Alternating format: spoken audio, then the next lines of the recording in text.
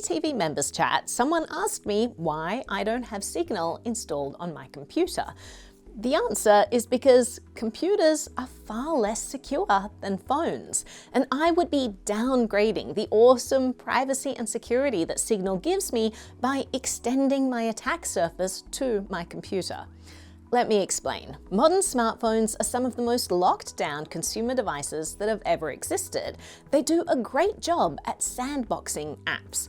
Some phone operating systems do a much better job than others, but phones are fundamentally stronger than computers at sandboxing. What this essentially means is that on your phone, every app lives in its own isolated box. It has its own storage, its own permissions, and its own processes. The intention is that one app can't just reach over and read another app's data or spy on its memory. If an app wants to access your microphone, your camera, your files, or your contacts, the operating system has to explicitly allow it, and you usually see that happen. Even if a malicious app gets installed on your phone, the damage it can do is very limited unless the attacker also breaks out of that sandbox, and that usually requires additional exploits. Now compare that to a desktop computer. They don't have the same sandboxing as phones. On a desktop, most apps run under the same user account.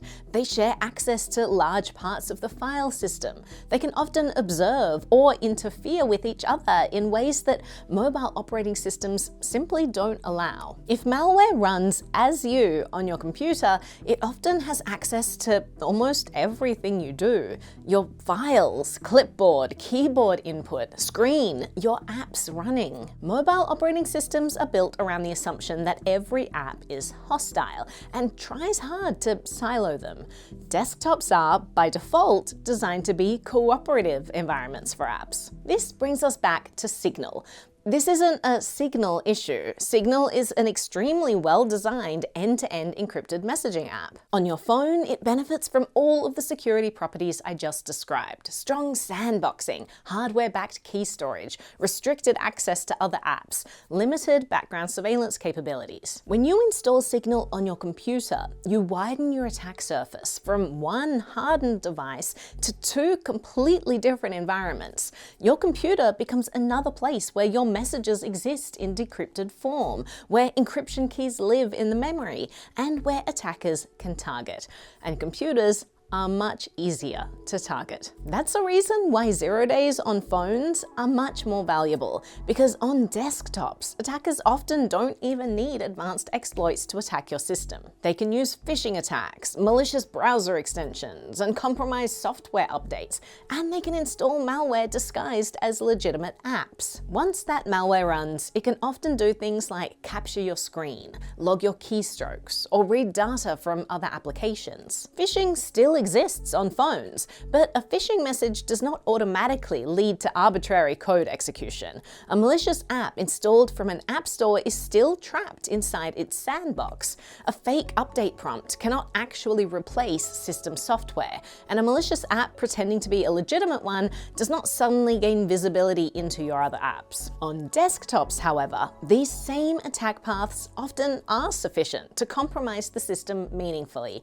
On phones, as mentioned, they're usually not, unless the attacker also has a separate sandbox escape or OS level exploit. So, if I'm using a powerful private communication tool like Signal, I want it to be as private and secure as possible. I don't need to weaken my protections by installing it on a less trusted system. Signal itself is a strong app on either system, but it's the computer itself that isn't as strong. Phones also have another major advantage that desktops mostly lack, which is hardware-backed security. Modern phones have secure enclaves or trusted execution environments. These isolate cryptographic keys from the rest of the operating system. Even if parts of the OS are compromised, these keys are still protected. Desktops mostly do not work this way once you're logged in.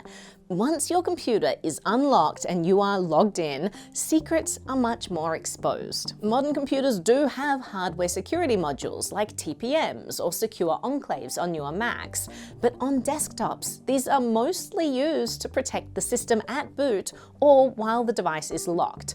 On phones, secure enclaves are deeply integrated and continue protecting cryptographic keys even while the device is in active use. In essence, desktops use hardware security to get you safely to log in. Phones use it to protect secrets all the time. So, to circle back, when you link Signal to your computer, you are effectively saying this: I am taking a very well-protected environment, my phone, and extending trust to a much weaker one. Security always collapses to the weakest link. That does not mean that Signal Desktop is bad. It means desktops are inherently riskier environments. For many people, that trade-off is totally reasonable. Convenience matters.